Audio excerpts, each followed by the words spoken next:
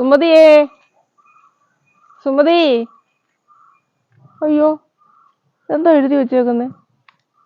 പട്ടിയുണ്ട്, സൂക്ഷിക്കുക. 2 ദിവസം മുമ്പ് വരുമ്പോ ഒന്നും പട്ടി ഇവിടെ ഇല്ലായിരുന്നല്ലോ.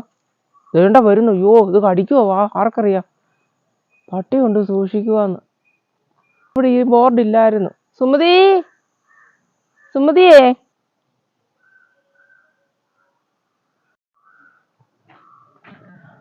എന്താടി സിന്ധു വിളിച്ചത്? എനിക്കൊരു ഐഡിയ തോന്നി. ഇതിങ്ങനെ അങ്ങ് സ്ഥാപിച്ചു. ഇപ്പോൾ ഒരു ശല്യവും ഇല്ല.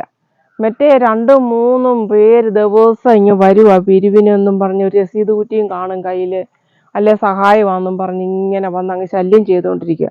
ഞാനിപ്പോൾ ഒരു ഐഡിയ കണ്ടുപിടിച്ചു. പട്ടിയെ അങ്ങ് അഴിച്ചു വിട്ടു. ഈ ബോർഡും വെച്ചു. ഇപ്പോൾ 2-3 ദിവസമായിട്ട് ഒരു കുഴപ്പമില്ല. സ്വസ്ഥ സമാധാനം. മറ്റേ എനിക്ക് വന്ന് മറുപടി പറയാനേ നേരമുള്ളൂ. ഇത് ഇങ്ങനെ അങ്ങ് വെച്ചു. സന്തോഷം, സമാധാനം, സ്വസ്ഥം. നല്ല ഐഡിയ കേട്ടോ. ഞാനും ഇങ്ങനെ ചെയ്യാൻ പോവാ. ആഹാ, നല്ല കാര്യമായി. ഞാനും ഇങ്ങനെ ചെയ്തു വെക്കട്ടെ കേട്ടോ. അല്ലേലും ശരിയാ, അവരെ കണ്ടങ്ങ് മടുത്തു. നീ എന്നാടി മേടിച്ച ഈ പട്ടിയെ? എത്ര രൂപയാടി?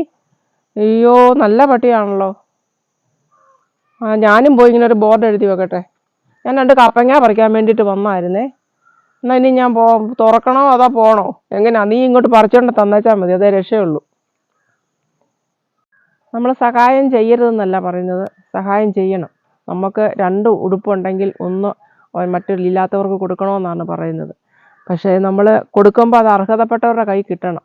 നമ്മളിപ്പം അനാഥരായിട്ടുള്ള അച്ഛനും അമ്മമാരും ഒക്കെ ഉണ്ട്, അവിടെ പോയി നമ്മൾ കാണുവാണെങ്കിൽ അവർക്കൊരു 100 രൂപയോ ഡ്രസ്സോ അവിടെ നേരിട്ടങ്ങ് കൊടുക്കണം. അല്ലെ നമ്മുടെ കുഞ്ഞുങ്ങളുടെ ബർത്ത്ഡേ, നമ്മുടെ ബർത്ത്ഡേ ഒക്കെ ആഘോഷിക്കുന്നു, അല്ലെ ഒരു വിശേഷ ദിവസം വരുന്നു, നമ്മൾ അവരോടൊപ്പം പോയി ഒരു നേരം ആഹാരം കഴിച്ച് അവർക്ക് എന്തെങ്കിലും ഒരു തുച്ഛമായ തുക അവിടെ ആ സ്ഥാപനത്തിൽ ഏൽപ്പിക്കണം. ഇങ്ങനെ വഴിയെ വരുന്നവർക്കൊന്നും രസീത് എഴുതി കൊടുത്ത് പൈസ കൊടുക്കരുത്.